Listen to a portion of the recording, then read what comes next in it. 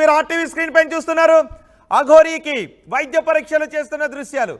ఆసుపత్రిలో బెడ్ పైన అఘోరీని పడుకోబెట్టి కొన్ని బ్లడ్ శాంపిల్స్ కూడా తీసుకున్నారు. అఘోరీకి వైద్య పరీక్షలు చేస్తున్న దృశ్యాలు మీరు ఆర్టీవీ స్క్రీన్ పై ఎక్స్క్లూజివ్గా చూస్తున్నారు. అఘోరీని చేవెళ్లలో ఆసుపత్రికి తరలించి వైద్య పరీక్షలు చేయించిన తర్వాత మరికొద్దిసేపట్లో కోర్టులో ప్రవేశపెట్టబోతున్నారు. అఘోరీ శ్రీనివాస్ అఘోరీ శ్రీనివాస్ని కోర్టులో మరికొద్దిసేపట్లో ప్రవేశపెట్టే అవకాశం ఉంది. అఘోరీ శ్రీవర్షిని పెళ్లి చేసుకున్నప్పటి దృశ్యాలు అవి ఆర్టీవీ స్క్రీన్ పైన మీరు చూస్తున్నవి. ఆర్టీవీ స్క్రీన్ పైన వైద్య పరీక్షలు చేస్తున్న దృశ్యాలే. పోలీసులు భారీగా మోహరించున్నారు.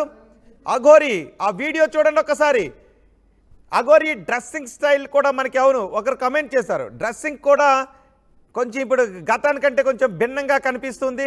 డ్రెస్సింగ్ స్టైల్లో కొంచెం మార్పు కనిపిస్తుంది. అఘోరీని అరెస్ట్ చేసి శ్రీవర్షిని ట్రీట్మెంట్ ఇవ్వాలి. అఘోరీపై ఫిర్యాదు చేసిన వాళ్ళు మనకి ఫోన్లు అందుబాటులో ఉన్నారు. సాధారణ ప్రజలు కూడా ఎవరైనా ఫోన్ చేసి మాట్లాడాలనుకుంటే మాతో మాట్లాడవచ్చు. అఘోరీపై ఫిర్యాదు చేసిన వాళ్ళు ఉన్నారు. హలో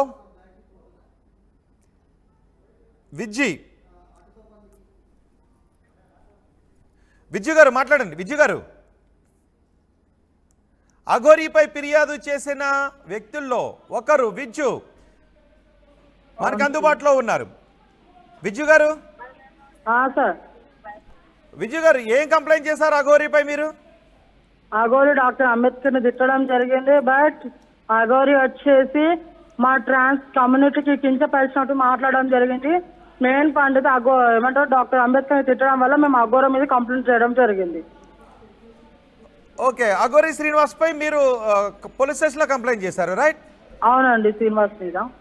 ఏంటి అందులో ఏం పేర్కొన్నారు? మిమ్మల్ని ఏమనింది?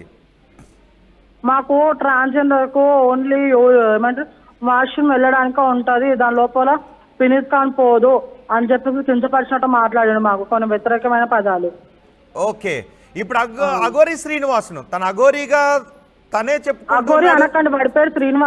అఘోరీ శ్రీనివాస్ తనను తాను అఘోరీగా చెప్పుకుంటూ ఉన్నాడు. ఇప్పుడు పోలీసులు తేలుస్తారు అఘోరీనా కాదా అనేది. పోలీసులు తేలుస్తారు.